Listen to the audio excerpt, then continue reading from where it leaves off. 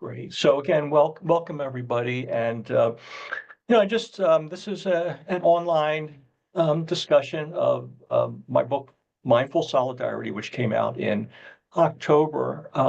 It was published by a small publishing imprint called Two Free, which was originally based in New Zealand and now is also in the United States.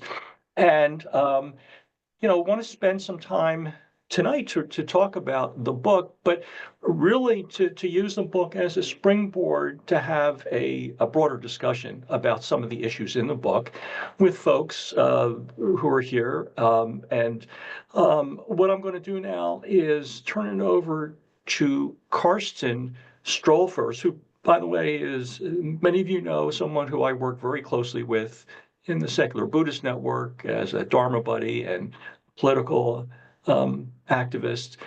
And Karsten is someone who has, besides his political activism, has taught and written about political philosophy, particularly in the area of Marxist theory and Marxist philosophy. And he's also done work in cross-cultural philosophy, including work in Buddhism. And he's working on a book now called Interrogating Buddhism, or Interrogating Buddhist Philosophy, I believe. So anyway, let me turn it over to Karsten, and then he'll continue with introductions. Okay, welcome everyone. I'm just going to introduce the three speakers.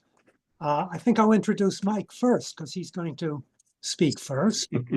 Most of you know Mike, but he's worked for many years as a staff member for several labor organizations and was president of the Rutgers Adjunct Faculty Union, where he currently teaches labor history. And while maintaining his activism since 2010, he's been a secular Buddhist practitioner and is the editor of the Secular Buddhist Network, which I assume most of you know.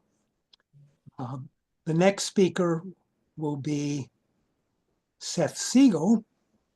Actually, I will be speaking after Mike speaks, and Seth will come after me.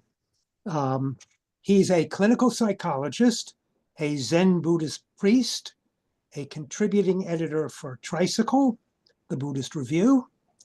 His recent publications include Buddhism and Human Flourishing, a Modern Western Perspective, which I just finished recently. Excellent book, Seth. The House We Live in, Virtue, Wisdom, and Pluralism, which I'm currently reading, and Buddhism and Western Psychology for the St. Andrews Encyclopedia of Theology. He leads the Pamsala Zen of Westchester Sitting Group. And the last speaker will be Craig Murphy. He is the author of The International Organization and Industrial Change, also global governance since 1850, the UN program, A Better Way, and with Joanne Yates, Engineering Rules, Global Standard Setting since 1880. He's been an active participant in SBN's weekly meditation group, and he first learned about Buddhism, he says, from a meticulously effective presentation by a devout Muslim friend from Egypt at the English language middle school they both attended in Oslo, which is a very unusual way to first learn about Buddhism.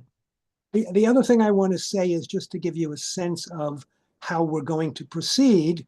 So Mike is going to give a short summary of some of the points of the book.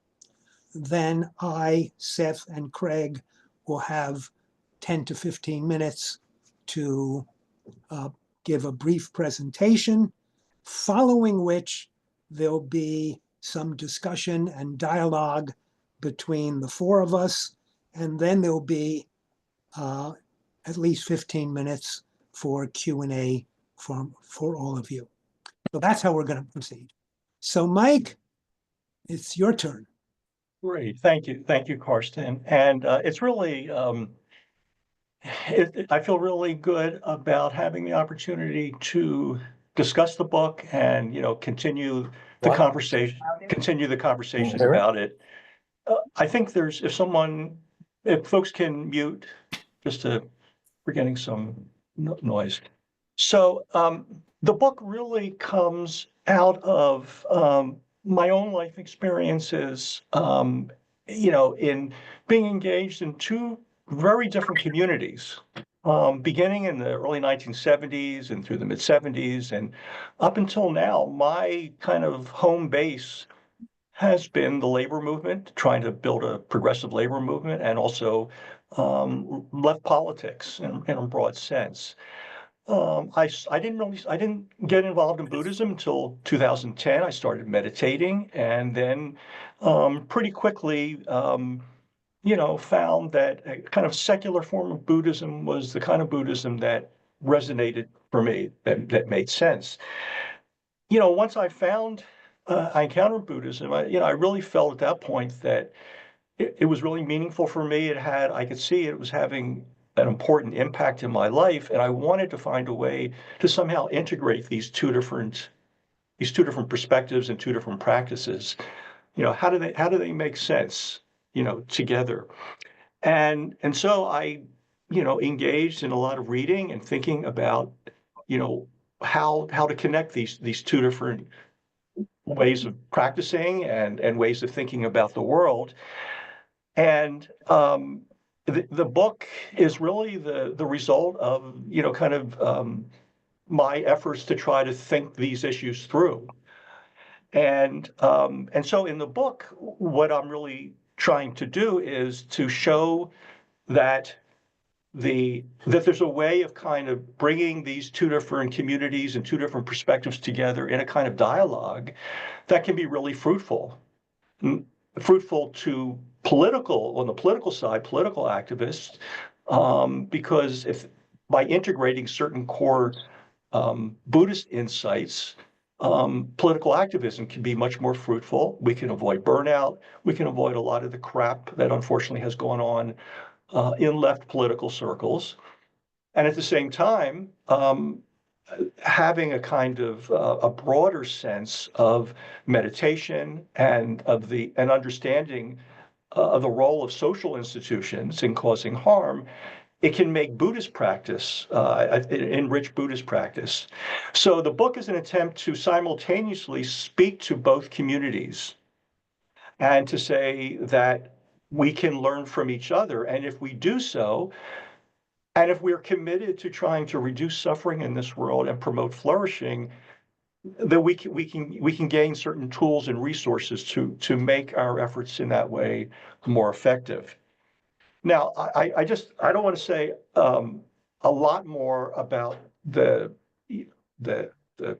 the book itself, but I think it'd be helpful if I kind of lay out like what I would think are like 6 sort of key points that I try to make in the book as part of a perspective that I call secular radically engaged Buddhism. So the first 2 have to do with secular Buddhism. I do believe that, at least for me, and in terms of my own experiences, that a secular form of Buddhism um, is, in some ways, most consistent with efforts to try to make changes and promote flourishing in this life. And I also, as someone who's a lifetime agnostic and someone who has not been religious in the traditional sense, I'm inclined to want a perspective that is more secular. At the same time, in the book, I do articulate certain differences with probably the most prominent advocate of secular Buddhism, Stephen Batchelor. And although we share we share a lot, I do feel that in certain ways that my approach is somewhat different, and I describe that in the book. Now, also, so the third and fourth points have to do with radical politics.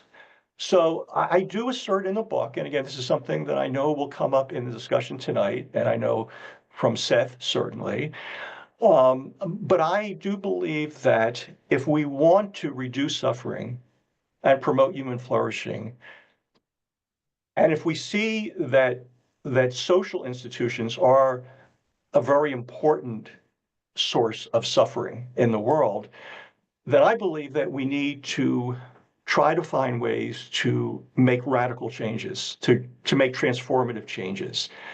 Again, that has to be very much specified, and my general approach is that I'm a democratic socialist, so I believe in democracy, I believe in mass movements and participation. But I do believe that if we're going to really deal with the kind of harms that are being caused by these institutions, there needs to be radical transformation. And so I'm sure we're going to talk about that. The other aspect, and so the fourth point I make in the book is that for me, what I believe is valuable as a kind of theoretical resource to make those kinds of changes is what I call a non-deterministic humanistic Marxism. And I use those adjectives to kind of qualify the kind of Marxism I believe is important. I also would say that I think there are other theories, radical theories involving feminism, involving climate change and ecology and so forth that are also important to be in the mix. But I do believe that that non-deterministic humanistic Marxism does provide a really important conceptual resource which we should use. Now, I use that perspective, take that perspective of a secular, radically engaged Buddhism, and I do, in the book, I look at, essentially, I'm providing a kind of sympathetic critique of some aspects of mainstream Buddhism. And that includes meditation retreats, certain notions like the three marks of existence, the Bodhisattva path. And I do that not because I reject, or think that everything in traditional Buddhism is wrong, but I do believe that that in some ways that the kind of mainstream Buddhism needs to be challenged with some different perspectives. And that's also the case then with the left and with radical politics. I clearly, the problems that the left historically has had is, of course, it's multifaceted, and it has a lot to do with just the tremendous, difficult social and economic conditions and the political repression. But I also believe that the left has tripped itself up and has done so because of certain assumptions about the way left politics should work, namely the notion that somehow there's the one correct line, that that each political party is has the one correct line, and that's going to lead then to some outstanding success. And also, I think a really distorted and oversimplified notion of what it means to be a political activist, which to me kind of is an abstraction and kind of takes away from the fullness of our human lives and our vulnerabilities and our emotional lives. So I argue that that the left then also needs to be looked at very critically using this perspective. So those are the main points that I'm trying to make in the book, and I'll just end with my sensibility is that I'm offering this. I think to me I think it makes sense. I think it's an important perspective. But I also understand that I'm coming from a particular place, a particular social location, a particular history. So I don't put this out there as, well, I found the answer or something. But I'm putting it out there as an invitation for people who, if you care about reducing suffering and you want to promote human flourishing in this life, then let's talk about how we get there. Let's talk about the ideas that are important to help us do that. And I think I'm interested in just continuing that conversation and promoting that. And I think that if we can do that, that will be one of the ways that we can perhaps build a movement for social change and also have more meaningful and richer personal lives. So I'll stop there, and I'll turn it over to Karsten. Karsten, you're muted. Okay. Yes. You can all hear me now? Okay, good. Um, so I really appreciate that summary, Mike. It's a very good, clear way of saying what the key points are that you want us to think about. I should also mention at the outset that I met Mike initially because I had been doing some writing on Marxism and Buddhism, and so has he. And so I thought I ought to meet this guy. And so that's how we first got to know each other. So I was trying to think of what to do with Mike's book that would be useful to discuss. And I could think of lots of things. I have all kinds of ideas about meditation, and I would like to dialogue with Mike about that. I have various ideas about no self. Mike thinks not self is the best way to go. We've had arguments about that in the past. But I decided that what I think is most useful in Mike's book for a lot of people to think about and for me to think about is the intersection and the supplementarity of Buddhism and Marxism. So what I'm going to do is not an attempt at an exposition of either one. I assume everybody here at least knows Buddhism, and many of you know Marxism, but what I would call a kind of meditation on how to think about a radical understanding of individual and social engagement through Marxism and Buddhism. So the first thing I want to talk about is what it means to be radical. And the first way I understand that is to be radical in the root sense of that word, going to the root, is to penetrate beneath the appearances that we have that often conceal what's really going on. And I think both Marxism and Buddhism are specifically radical in that sense, in that they develop an analysis that reaches beneath the appearances and challenges the way we ordinarily think about our individual and social suffering. So for Buddhism, the proximate cause of suffering is craving, but the deeper root cause, which generates the craving, is the illusion that we have a permanent, independent, separate self that owns the feelings and thoughts that arise and also acts as somehow the independent agent of our actions. So what's the task? It's to dismantle that sense of self. And I'm going to highlight the word dismantle in a variety of ways.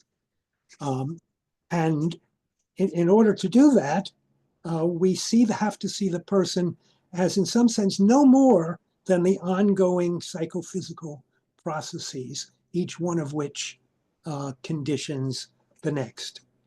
For Marxism, something similar happens. The radical idea is that there's no static human essence, that individuals are, in Marx's term, the ensemble of social relations, and that social relationships are not fixed, but historically constructed. And with this understanding, the root cause of suffering is class exploitation and the imperative of continuous capital accumulation that's built into capitalism. And assuming this is correct, then the task is to dismantle capitalism and create a society where human beings can flourish to their full potentials. Now, I think while they intersect in some ways, Buddhism and Marxism, and here's in full agreement with Mike, are complementary in their analysis. Whereas Buddhism emphasizes the positive, the pervasive existential and ontological nature of suffering, Marxism focuses on its social and historical nature. So if you put the two together, we get a more complete understanding of what's involved in suffering, as existential ontological suffering never exists independently of a specific social and historical context. And the suffering of impermanence that arises from the illusion of self and the attempt to cling to it is an impermanence which always manifests itself within a specific historical moment, and it always takes a specific historical form. And therefore, our existential suffering is intensified by the political economic organization of capitalist society, and conversely, the kinds of things that Marx points to, alienation, dehumanization, immiseration, is the social forms that the illusion of self takes at this historical juncture.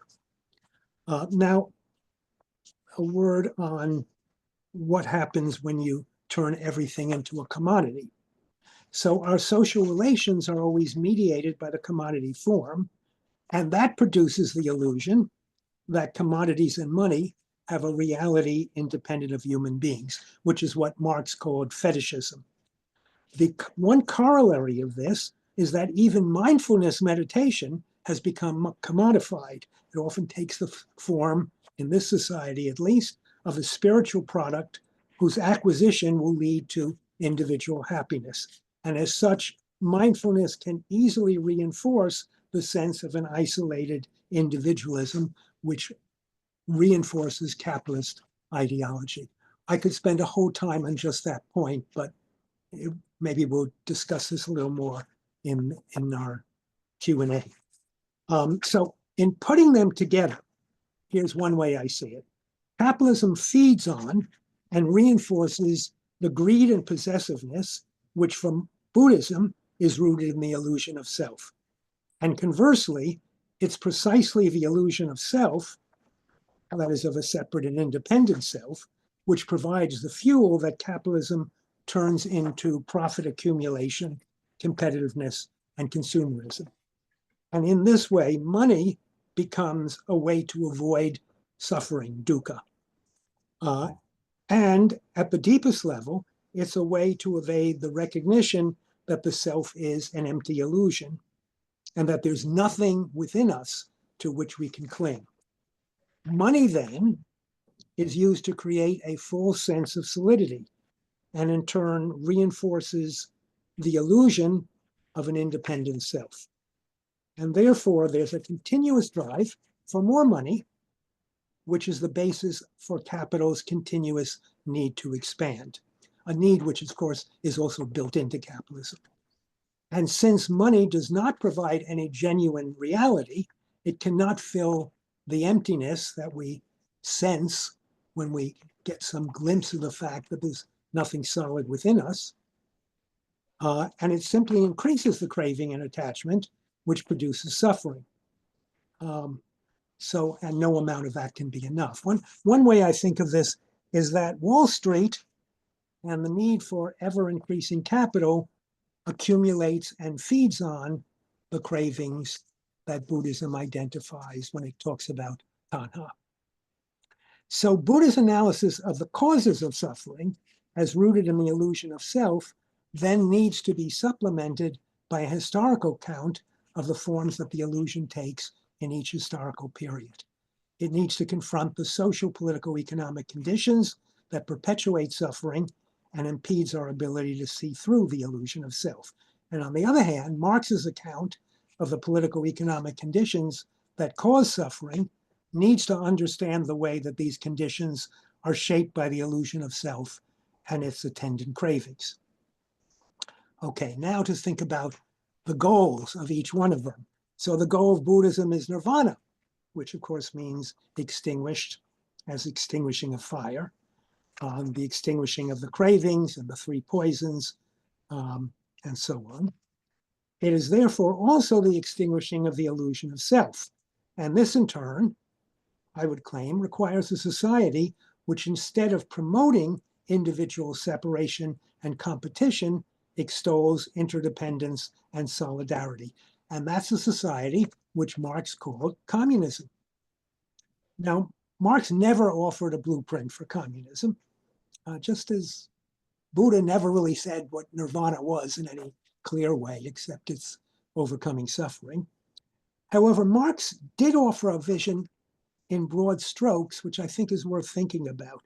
One main ideal is found in the Communist Manifesto, where Marx declared, quote, "We shall have an association in which the free development of each is the condition for the free development of all." And this is, as capitalism fosters competition and antagonism, between individuals, so that one person's gain is another person's loss, a communist society would foster mutual caring through which each of us would strive to promote the capacities of others in conjunction with the development of our own capacities. When I say communism, I'm using Marx's term, means something very different than Soviet communism. Anything else, we use the term socialism, but I like to, when I think of Marxism, I like to keep the ideal clear. So communism, as Marx envisioned it, would provide the social foundation for extinguishing the illusion of self and for the development of universal compassion. And extinguishing the illusion of self would remove the primary boundary to the development of compassion, but this would also require political engagement and struggle to eliminate all the social conditions which are obstacles to the cultivation of compassion.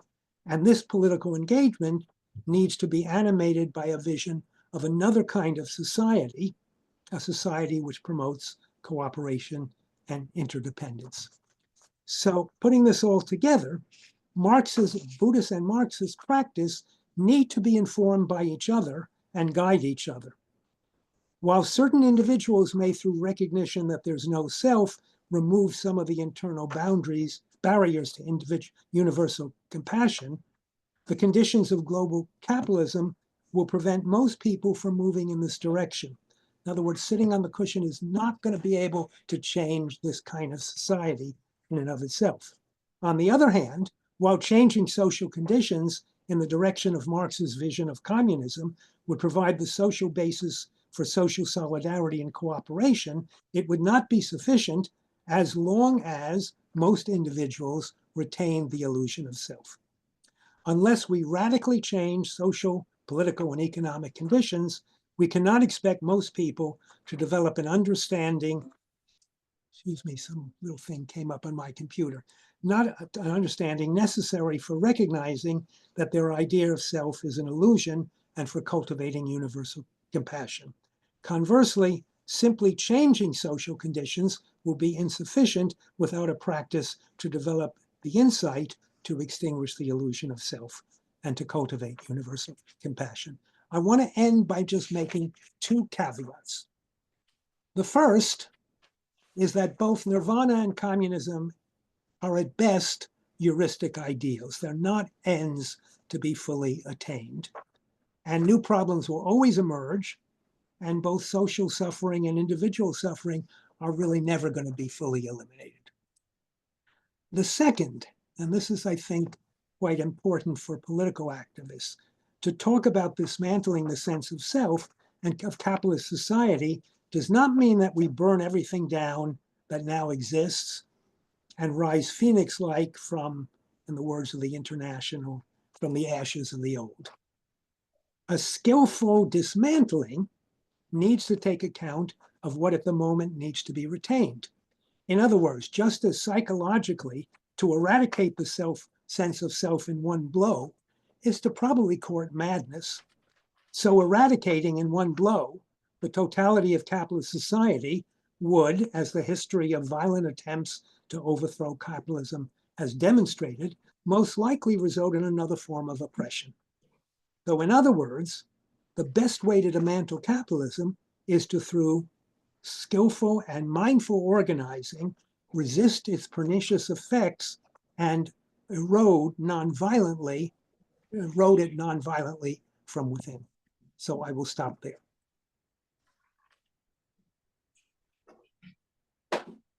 And I guess, Seth, you're next. You're muted, Seth. Yeah. Okay, I've been unmuted and liberated.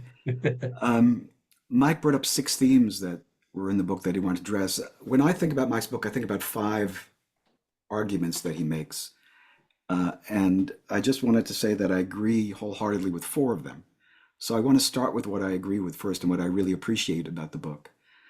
And the first argument he makes is that something secular Buddhism or something like secular Buddhism is the right kind of Buddhism for people like us. And what I mean by people like us is people living in modern industrialized societies who who are somewhat familiar with science and are all aboard with the idea that empiricism is a good idea in solving problems and so forth, who believe in to some extent in the story that physics tells about the way the world is constructed and so on. And so what I see Mike doing is arguing on behalf of a Buddhism that has three qualities. One is that it's naturalistic. It doesn't believe in supernatural stuff to make it work. And second, it's pragmatic. You test out meditation to see if it actually improves your life or not, and you see if it works or not. And third, it's eudaimonic. It's aimed at improving human flourishing in some kind of way, in a single lifetime. We're not after, since we don't believe in supernatural stuff, we don't believe in other lifetimes, but we believe that human life can be improved in some kind of way. So I'm 100% on board with that way of looking at Buddhism.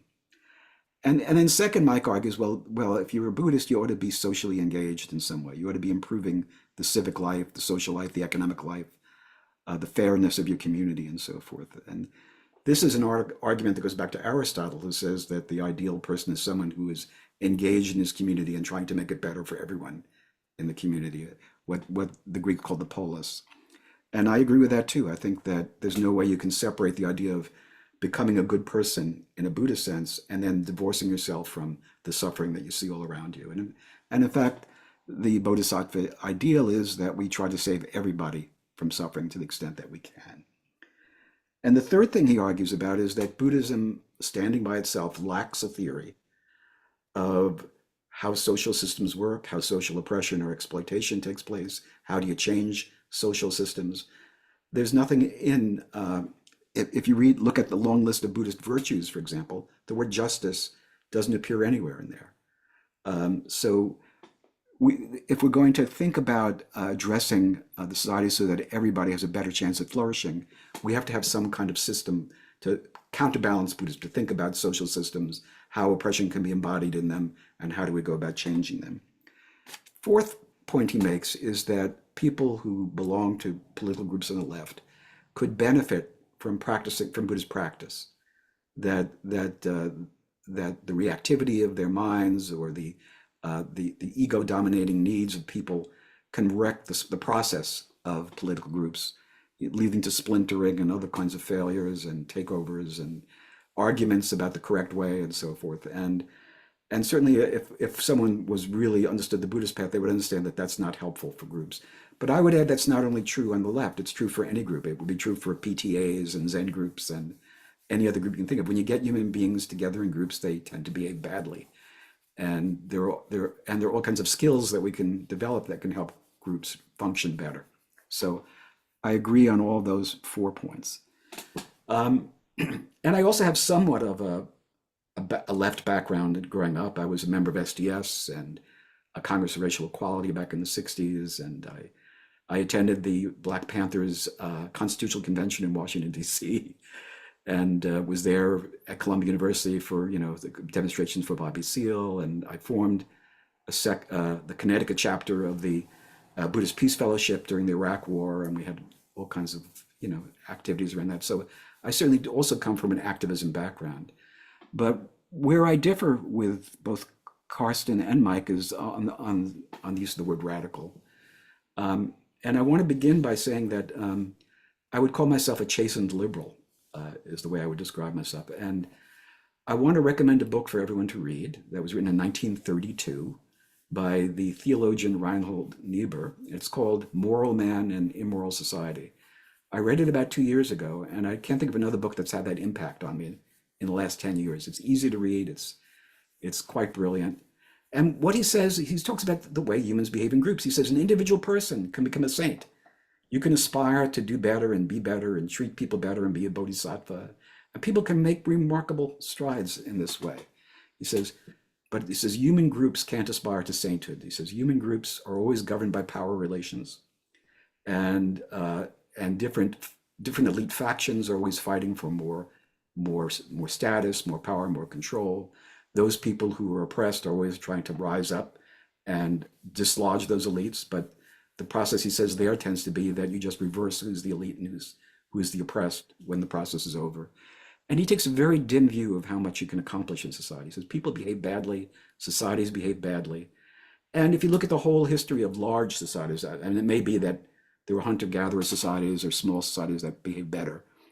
But if you look at large societies like kingdoms, empires, nation states, and you look at any one of them, you don't get a lot of encouragement from the way they operate.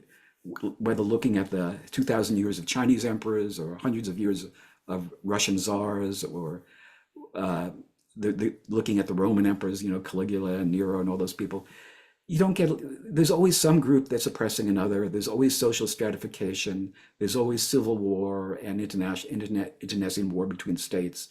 There's always the rich and the poor. It says, and no matter what society you go to, you see the same kinds of problems repeating themselves more or less. So when you begin to think about, can we move society towards utopia or closer to utopia, Niebuhr would have said, no. You can make, doesn't say you can't make some changes. I mean, we got rid of slavery, right? The abolitionists succeeded, the suffragettes succeeded, women got the vote. We now have gay marriage. I mean, there are improvements that can take place. But I would add that none of them are guaranteed. I mean, I don't think there is any moral arc of the universe that everything bends towards. And we now see in the Trump administration how every one of those things could be reversed in an executive order. Or we can imagine post-apocalyptic worlds after nuclear war or after climate change. We see lots of films and books about this all the time, about how we revert back to savagery and the rampant kind of sexism and brutality and everything else. Everything we call civilization we paid for it with a great price, and it's very, very fragile, and we can lose it in a heartbeat. One thing that occurs to me about the social systems is that they're incredibly elaborate and intricate. And so we can talk about an economic system like capitalism, but it's not separate from everything else that's going on in society at the same time. So we can talk about, yes, under Reagan, under Thatcher, we moved into neoliberal, capitalism, but there are all these other changes that take place at the same time. There are changes in religions, there are changes in lifespans, changes in family structure, changes in international relations, changes in the climate. Everything is impacting everything else at the same time. So if we look at individualism, that sense of being an individual, I mean, yes, capitalism plays a big role in treating everyone as an individual and atomizing society. But there were other factors that went into that too. That was part of the Protestant Reformation, when people said, you can read the Bible for yourself. You don't have to listen to what the priest says. Or it's part of the scientific revolution when you say, well, we don't have to believe what Aristotle said. You can experiment for yourself and think things. This whole growth of individualism has 100 different sources. And Charles Taylor has wrote a wonderful book on that called The Sources of the Self that talks about over 500 years how the sense of self developed. And I think David McMahon in his book on Buddhist modernism talks a lot about this too, based on Charles Taylor. But anyway, society is very, very intricate. If you try to change one thing, you end up changing everything else at the same time. And I have two rules about social change or economic change or political change or any kind of change. The first is every solution to a problem eventually becomes a problem itself over time, and then has to be revisited again and revised again. And the second is that every solution to a problem introduces new, inadvertent, and unexpected problems. Okay, so we could talk about antibiotics, they're a great thing. We live longer now because of, we don't die from infectious disease. And now chronic diseases become more of a problem, okay, that weren't the problem before. Or we can talk about how the automobile was really a lot better than a horse. It didn't tire out after 20 miles, and it didn't strew feces all over the city streets and so forth. And yet we can talk about all the problems that cars caused, and some good, some bad. They created suburbanization. They created the Eisenhower infrastructure, interstate infrastructure that has to be upgraded all the time. They created motor vehicle accidents and head traumas, global warming. I mean, something that was a solution becomes a problem eventually. So the idea is that when you're looking at changing things, I think you have to be very, very careful about what you change and how you change. So, for example, would I prefer to live in a Swedish or a Norwegian social democracy than in a neo-capital United States? Well, yes, I would. I think the Swedish social democracies are a lot better. People are happier there, they're fairer, they appeal to me in a moral sense. But how do we get from where we are now to there is the problem. And the philosopher Richard Rorty had this wonderful statement he has an essay on Orwell, in which he talks about the fact that everyone can imagine a better system than the one we have now. It's easy. He says, what no one can do is tell you a convincing story about how to get from here to there. Okay. So we can look about a lot of activity on the left in recent years that really hasn't moved the needle that much forward in terms of making society better, but has resulted in catapulting Donald Trump back into the White House. So things like defund the police, or pronoun policing, or pro-Hamas demonstrations on campus, things like that, which people engaged in because they thought it was a sense of fairness and justice they're trying to pursue, but they backfired.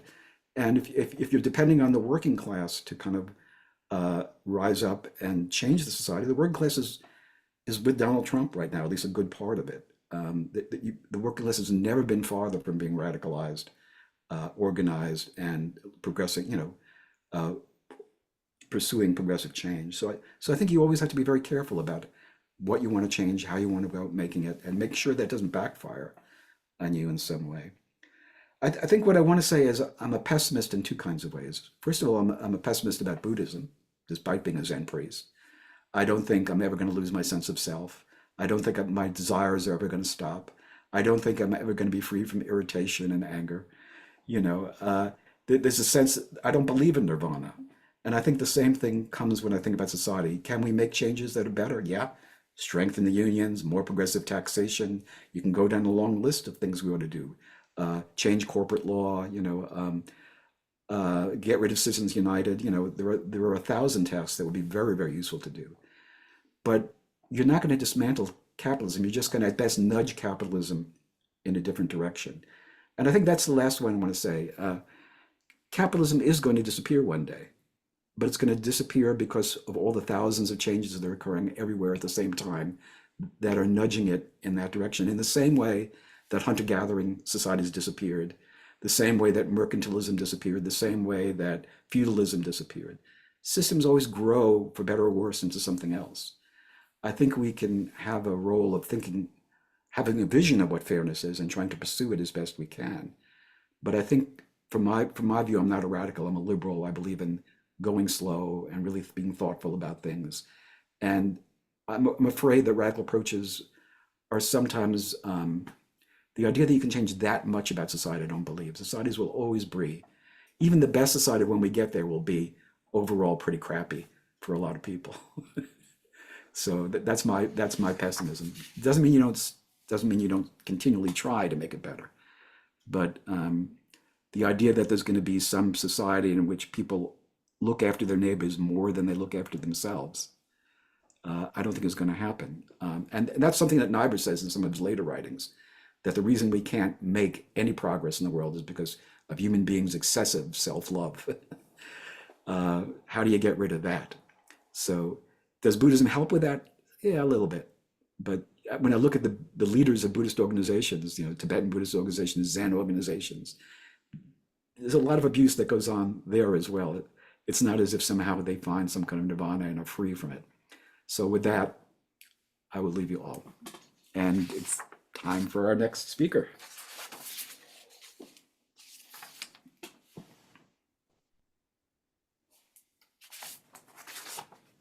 Good.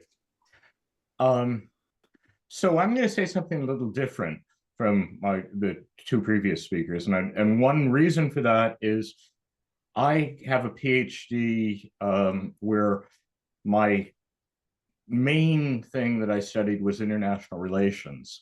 My minor field was political theory, so perhaps I have a slightly different take on some of the theoretical aspects. I want to first talk about Siddhartha Gautama as a political theorist. He was someone who did not understand, nor did he care about, the idea that some human suffering was caused by social structures, by complex systems of social institutions, including patriarchy, capitalism, and other modes of production, white supremacy, and the like. The story of how Ananda convinced Gautama to let women in to become mendicants suggests to me that it's not that he didn't care about those things. It really was he didn't understand them, but that's a long point. This shouldn't be surprising that he didn't understand these things. He was of a gender and a social class that really didn't need to know about social structures, especially those that privileged them. Okay. Mike knows a lot more about these things for many reasons. He's better than Siddhartha Gautama, just on this. And to me, this is really the book's core message and its great strength. It is understanding the importance of social structures and understanding how they can be transformed. Transforming oppressive social structures demands solidarity and other skills of social engagement and political activism. And they are essential for dealing with all aspects of the world's current horrible predicament. Its durable inequalities of race, class, gender, and citizenship, the increasing fragility of the biosphere, the reality of weapons that could destroy the entire world being ready to go off at any moment, and a global legal order that is enfeebling democracy, consolidating the power of the billionaire class, and enabling global criminals and warlords to thrive. When I try to explain this message, which I see as my key message of mindful solidarity, to Buddhist friends and to non-Buddhists who worry about our current predicament, I'm surprised at how often the response I get is that, well, it's either too late or impossible to transform social structures, and therefore, maybe the individual solace that Buddhism provides is all that matters.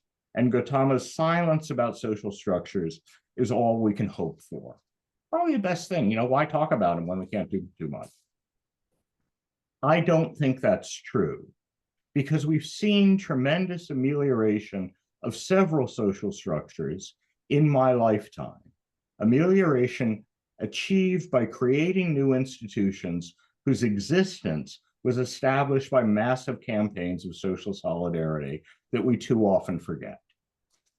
Consider war. So, the simple fact is that despite the current wars in Ukraine and Palestine, the chance of any human being dying in war today is more than 90% less than it was when I was born, when I was in the early 1950s, 70 years ago. The scholars who try to explain why this happened, why war has really been 9/10 solved as a problem, credit the invention of several institutions. Most of us have heard of one of them that's very important, which is UN peacekeeping. But the other institutions that stop conflicts from becoming violent are not commonly known. We call them SRSGs and FRSGs, for example. That means the special representatives of the Secretary General and the friends of the Secretary General, who are out there all the time actually making sure that conflicts don't blow up the way these other things happen. Some champions of the UN like to tell heroic stories about how all these things were ad hoc inventions of individual members of the UN staff. I've done that myself. But the larger story is actually that in the 1950s, there was still a global social movement for international government that included hundreds of thousands of people and that influenced political parties in every part of the world.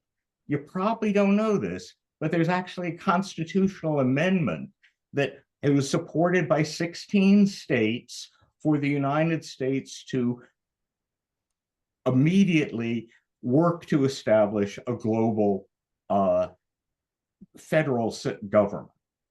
I mean, this extent of the UN movement, what was the World Federation movement, is something we've really almost entirely forgotten. And that global social movement was the thing that empowered the staff members of the United Nations, who were the ones who invented all these things, none of it's in the charter, to actually just start doing this. And it turned out that all of those things are actually pretty good. the move toward peace greatly accelerated in the 1990s. And the proximate cause was the end of the Cold War.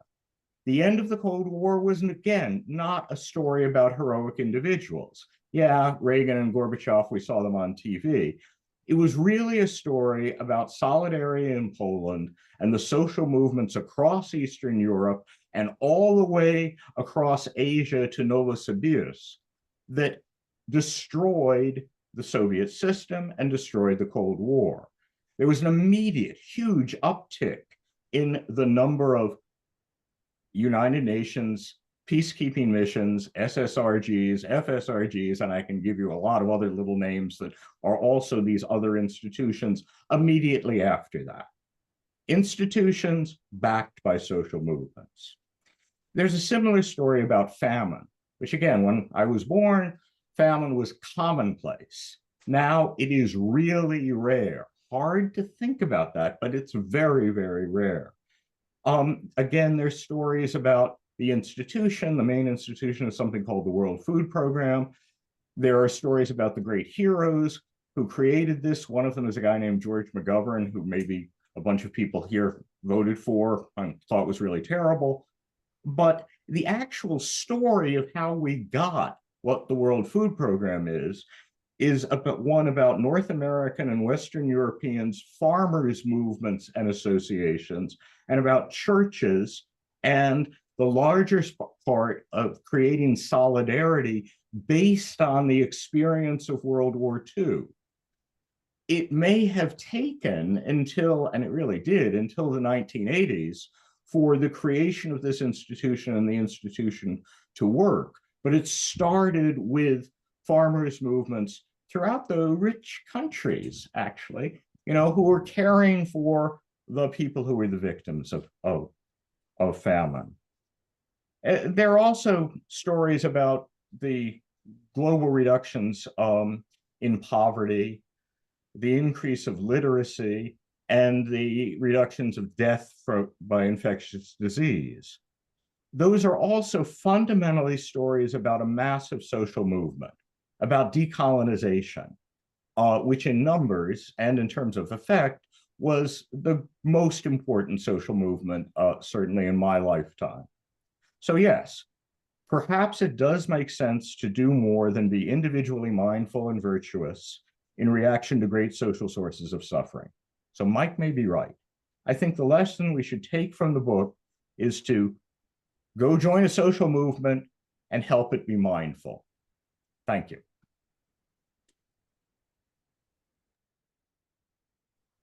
Wonderful. So thank you, the three of you, for your presentations, and they've been very thought-provoking for me. Let me mention a couple things in response, and then if the three of you want to sort of chime in and give your own thoughts about what you heard. What's interesting, I found on one level that nobody here among the four of us is, we were all kind of, I think, in tune in terms of the idea that for Buddhism to be relevant in the contemporary world, it needs to be a focus on this life and on human flourishing and in looking at the sources, the causes of suffering, and that I thought we might have a little more, there might be a discussion about traditional forms of Buddhism and the connection with secular Buddhism. So I think it's just interesting to note that that really is not an issue that has come up, and I think there's also agreement with the four of us of the need for Buddhism to be socially engaged in some way. So I think I'm certainly glad to note that. I want to talk about what I think is the major issue that has come up in this discussion, which is the possibility of social change and what kind of form it can take and the limits and so forth. So I'll get to that in a second. But I want to say, just in response to Karsten's presentation, which I thought was really excellent, and I thought Karsten really sort of was very good about sort of showing how in their own ways, both Marxism and Buddhism are very radical perspectives. And that if we can kind of connect them, we can kind of, kind of have a synergy of their radicalism, and explaining how that they can feed off each other. I do want to say that he and I have a kind of running, friendly, comradely disagreement over the nature of discussing the self. And so, Karsten's, I think, notion is that that the notion that it really makes sense to talk about the delusion of the self as a real thing, and that to kind of contrast it with the sort of the possibility of no self. And I just, so folks know, and in the book, I kind of bring this out in one of the chapters. I, although I understand the intent, and I don't sort of disagree with the idea that we need to move away from the egoic self. Like Seth, I'm more inclined to see this as a kind of a shift from a kind of constricted egoic self to a less egoic self, and to try to sort of shift the balance of qualities in the human heart and mind. So I don't particularly find that distinction that Karsten was discussing as particularly as the one that works for me. But again, it doesn't take away from our basic agreement on things. So let's talk about now the what seems to be the key disagreement here. And I think I think Seth raised really important points that even from a radical perspective, we have to look at. So I'll say for myself that I am not, I don't believe in, and I think Karsten said this as well, I don't believe that there can be a perfect society. I think that human beings, as human being what they are, what we can try to do is hopefully cultivate capacities of human beings, that mindfulness and compassion, and create a society which embodies those more. I do think that a radical perspective is important, and a radical transformation is important, because I don't think we don't have a choice at this point. In other words, the current system that we live under, neo-capitalism, structural racism, and so forth, it's driving us over the edge. And we're headed toward a catastrophe in terms of this planet and in terms of people's lives, unless we find some way to at least initially seriously erode the power of and the domination of these systems of exploitation and oppression, because I don't believe that, for example, in terms of climate change, that the kind of modest changes that Seth is discussing can work. I think we need to look at a system that prioritizes more human beings, the biosphere, life in general. And even if I, like Seth, am worried about how human beings, the limits that perhaps human beings have in order to make changes. And I think his point about the complexity of society is very good. It's true. We just can't just pull ahead and make changes and not expect lots of effects from it. I think we have no choice but to try in a mindful way to try to find ways to really transform the system. And I think, Craig, even though Craig was not talking about revolutionary changes, he certainly was talking about important changes that have occurred in a positive sense. And I think, in fact, if we look at, human history, yes, we see a lot of bad stuff happening all the time, but we also, I think, have made progress in some important ways in terms of how we define human rights, right? In terms of what are the expectations that we have for having kind of material security and existence, expanding the notion of solidarity, expanding the sense of what it means to be compassionate. So I think those are real gains that we've made, and I think that the left or the progressive movement has played a really important role in doing so. Yes, a lot of terrible mistakes, and certainly um, even the contemporary left in some ways has been tone deaf or not appreciative of how people feel in society or what they're going through, and sometimes end up talking to themselves, or rather than trying to reach out to other people. But it seems to me, unless we can build a kind of mindful left community, um, we really have a problem. So I guess that's my perspective on it, and maybe I'll stop there. And before Mark has his hand up, and we do want to get to folks very quickly, but I guess I would like Seth, Craig, or Karsten, if you want to add some thoughts about this issue, maybe starting with Seth, and then we'll go to Karsten, and Mark will be with you in just a little bit. So again, Seth.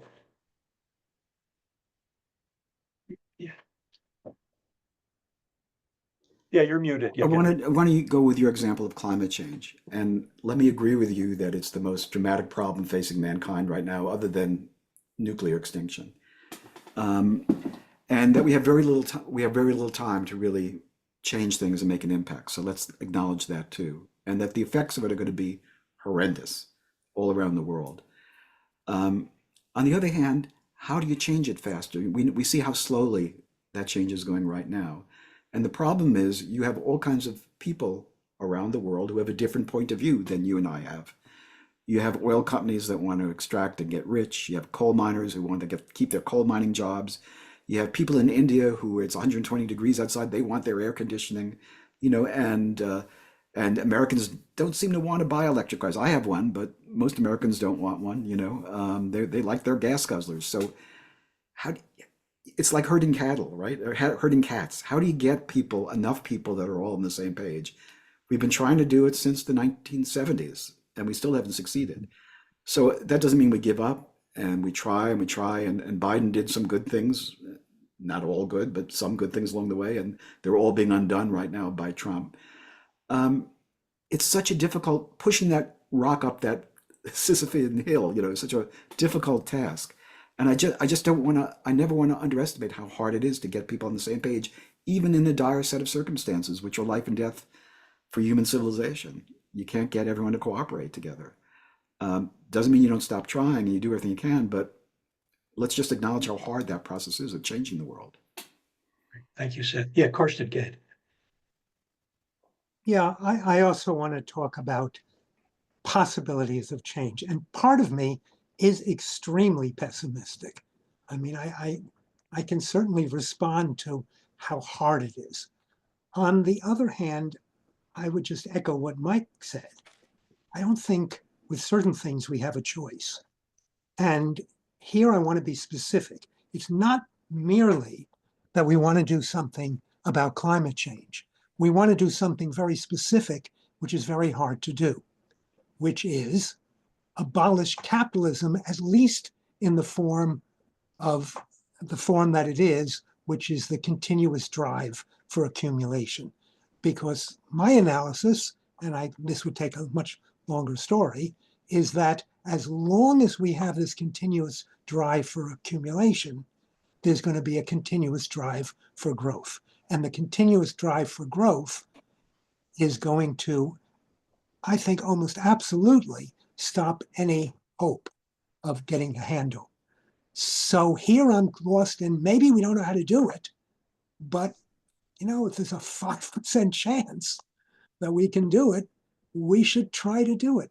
And I say that with complete pessimism. I'm less concerned, though, with the idea that if we make really good structural change, that knocks everything gaflooey. And I'll give you one example in your own. Slavery ended after how many thousands of years of being accepted? Now, there are forms of slavery that still go on in little pockets, but there's a general agreement that slavery was wrong. And up until the 1800s, there was no such agreement. I mean, that's a huge structural change. And it caused all kinds of effects, including some very negative effects. The South still hasn't fully recovered. Trump is in part a response to the ending of slavery, not just that, but still, it was really good that slavery ended, and that was a fundamental structural change. And so I would say it would be really good if we could get a handle on, at least let's call it, a society based essentially on profit accumulation instead of on human needs. Thank you, Karsten. Craig, you wanted to weigh in here? Yeah, I mean, I'm probably both more pessimistic in some ways and much less pessimistic about climate change. I want to change capitalism. Let me just say that. I think we're on a target now to probably, increase. We'll hit 3 degrees rather than 1.5 degrees, and that is probably not. That's where we are. It's probably not going to. There's nothing else that we can do. We've got a lot of things that are pieces of a system that does not destroy capitalism, sadly, but that could actually work. The Chinese economy is, we're going to be all very upset. I think I'll probably be still alive at the point at which China is less of a greenhouse gas producer than any of the other industrialized countries, because they've gone through technological changes and are making loads of money. And Biden did an incredibly stupid thing by deciding that the United States wasn't going to be able to buy the stuff that they're trying to dump on our markets. I mean, if you want to care about climate change, that was as bad a decision as all the good decisions that he made. The United States, however, and Western Europe, not this administration, but maybe the next one, are much more likely to actually put in something that taxes carbon. Certainly Europe is going to do that. That's going to be incredibly important for industrialized countries.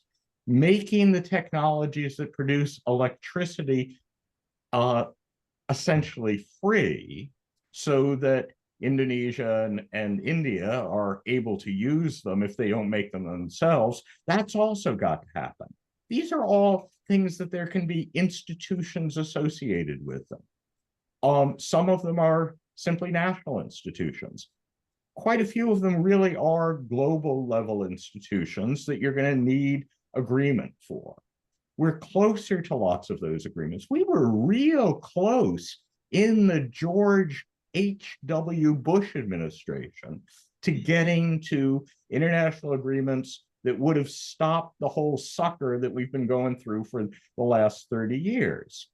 I do okay. I think it's sad that we're not going to get rid of capitalism.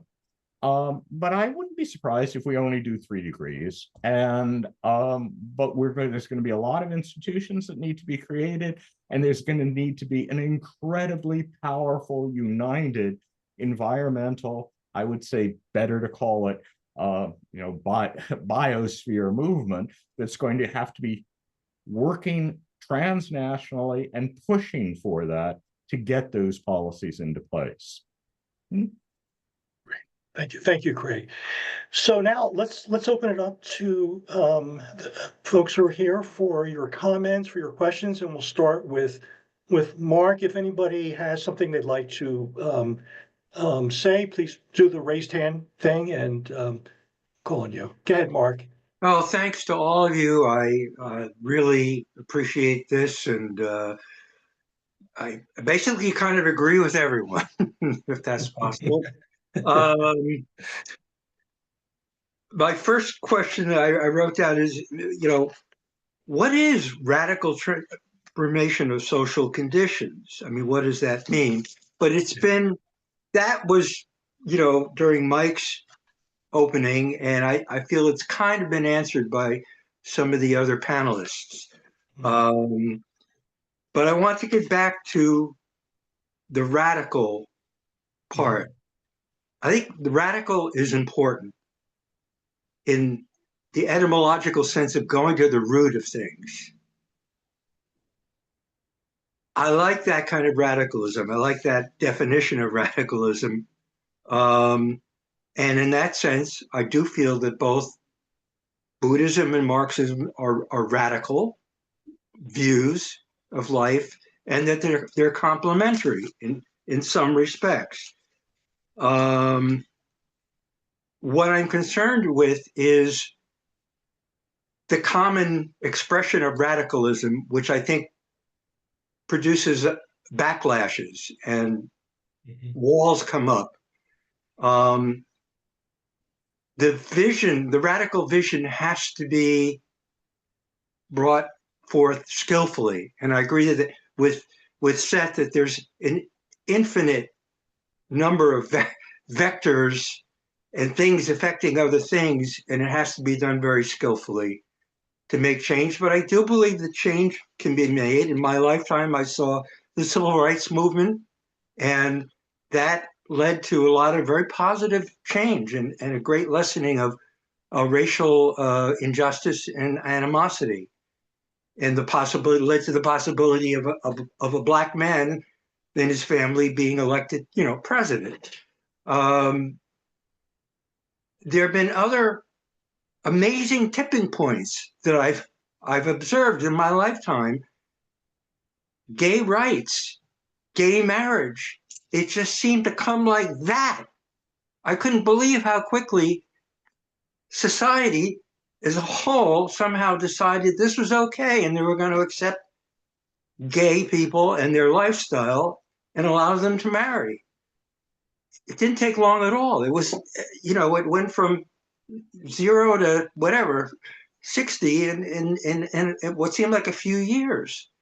So I've observed these tipping points, and I believe in the possibility of tipping points that are not entirely predictable.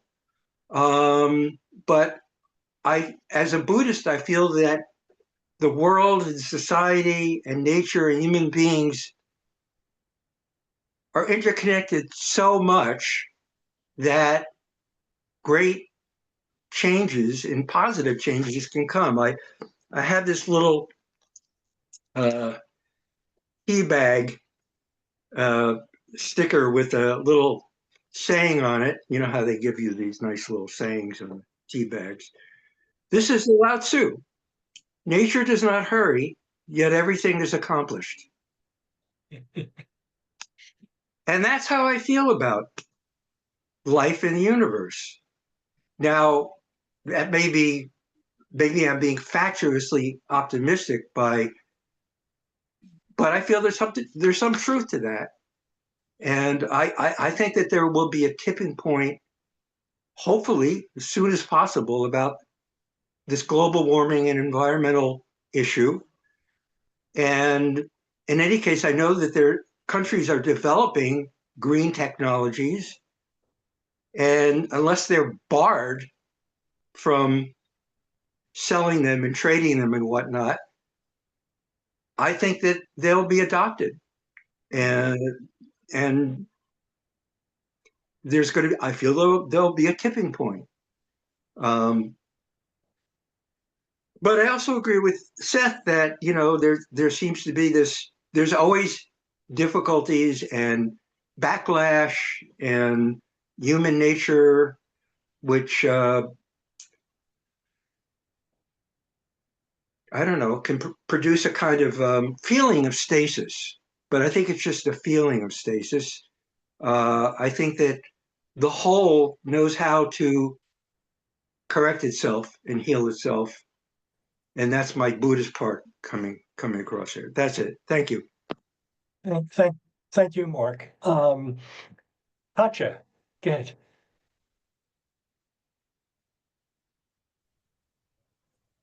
I'm going to try to be coherent, but I don't promise. Katja, you're a little bit low on your volume, I think. Everybody says that. No, I'm at the maximum. All right. Okay. Yeah, just to. I'll stand closer. Good. I'm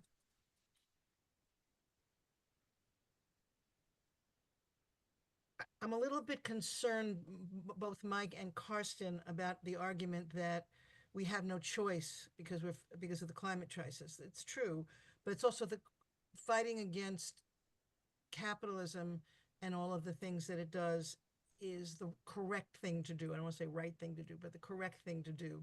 The inequalities in the world, not just the United States, are just glaring, and it will get worse and worse under capitalism. And we just have to remember that we're talking about suffering of people. So I don't want to just pass it off with we're at this touching point or a tipping point, and we have to do this. We want to do it because it's the correct thing to do. But, and this is going to sound funny to some people who know me well, but the Buddhism in me, and I'm not saying I'm a Buddhist, but in the practice that I've incorporated into my life, I really, really am more and more understanding the concept of the not knowing mind and being and the not and having to live with that. So while Seth is correct that there have been some bad actions on the part of progressives and leftist people, along with the right, you never know where it's going to lead, Seth. And if you have a real commitment to changing suffering, you just keep putting one foot after the other. You have, we can't, no one, not even a Martin Luther King, and I agree with you. I don't agree anymore with his concept of the arc of whatever. I think it's wrong. Things about justice, I don't think that's true. But you have to look at things separately. Like, for instance, you mentioned about the people who still want their coal job. So what's our job? To make sure they have other jobs and make sure that they have other jobs, and therefore it's not that they want to work in coal. It's the only job that they've been trained for. So we have to make sure that they get other jobs. I, for one, have been horrified by the term defund the police. It has screwed up all the work that I've done politically. But I had an incident last night. I joined the police council in my neighborhood because I want to get to know them better when they have to work on areas of immigration that I'm worried about. Will they be deputized or not? And when I was at the council meeting, the captain of the police talked about how they're still fighting to get social workers on the staff. Now that would never, and we talked about it after the meeting was over, and he said, look, I hate the defund police, but let's be honest, we would never have thought about having social workers on staff if they hadn't had the defund the police. So, slogan. But it hurts. I wish we didn't have it. But what I'm saying is that out of all of these things, I'm finding that there's room to move, and we just have to, and this is exhausting, we have to be on top of it. We have to be aware of it. We have to be constantly, those of us who are agents of change, whether from Buddhism or from anti-capitalism, have to look at this stuff and just keep putting one foot forward, knowing that we make mistakes, not being attached to anything, and just keep going. But I think there's, that's what we're going to do, all of us. Great. And, Pancho, I'll just add to that. I know, and Anne, you're next. But I think what I feel very strongly about, and what I try to convey in the book, is that if we can approach political activism in a more mindful and compassionate way, and one where we don't make assumptions about expectations, where there is less of that egoism involved in different groups, that whatever potential there is to make change and to go as far as we can, we're going to take it as far as we can.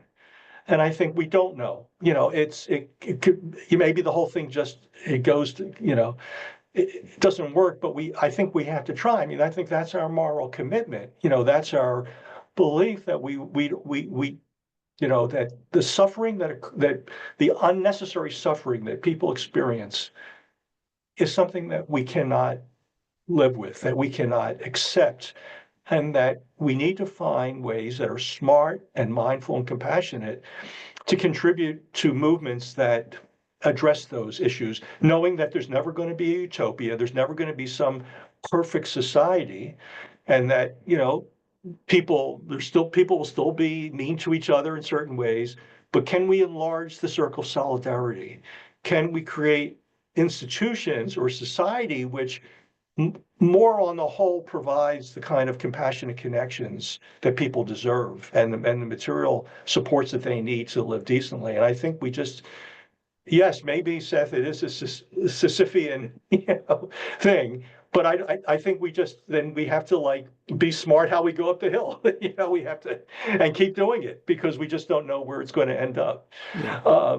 Let me just add one thing to that, Mike, which is that Yeah. if you look at these struggles that did succeed, Yeah. So if you're talking about from the time of the abolitionist movement in the 1830s and 40s till Lyndon Johnson signs the Civil Rights Act, or the time that Teddy Roosevelt first suggests national health insurance to the time that we get Medicare, or Mm. the time that Susan B. Anthony first meets, in Seneca Falls to the time women get the vote. You're talking about time scales of several generations, 40, 60, 70, often more years. And I Mhm. think that's the way you have to think about social change. Yes, it can occur, but it occurs over a long frame of Yeah, time. And absolutely. it takes a dedicated cadre that's working for it all along. We know how intense the John Brown and the abolitionists were. We know how intense the suffragettes were. They didn't give up. So So yeah, it's Louise important part of the Golding, change. one of the kind of great thinkers about social change in the 20th century, always asked people to think in the 200-year present. Mm. The her present was the lifetime of the person who was just born today and the lifetime of the oldest person living in the world. And I think that's absolutely right. And I don't think you can be, whether we're worried about climate change changing 200-year present, that's one of the things we've got to have in mind. And I'd kind of like to be a Buddhist in the 200-year present. Thank you, Craig. So listen, I think we are, we're close to we have an hour and a half for this meeting. And I think, Anne, Laura, if you, you may, I think you'll probably have the last comment or the question. We'll see how the time is, but please go. Okay.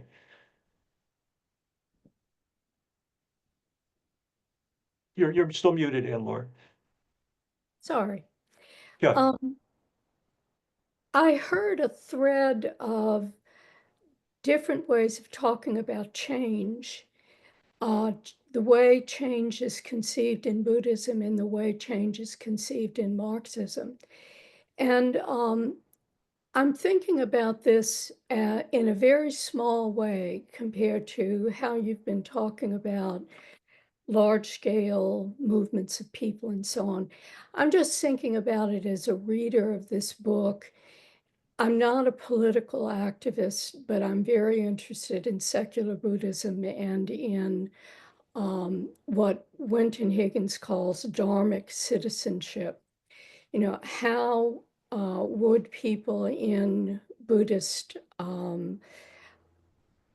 communities address a transition to socialism that would lessen suffering? And he also talked, the very end of his book, Revamp, he's talking about this transition, and it's not something that ends. It's going to involve the kind of thing that I think Seth was talking about of strategic organizing around things that are ripe for change.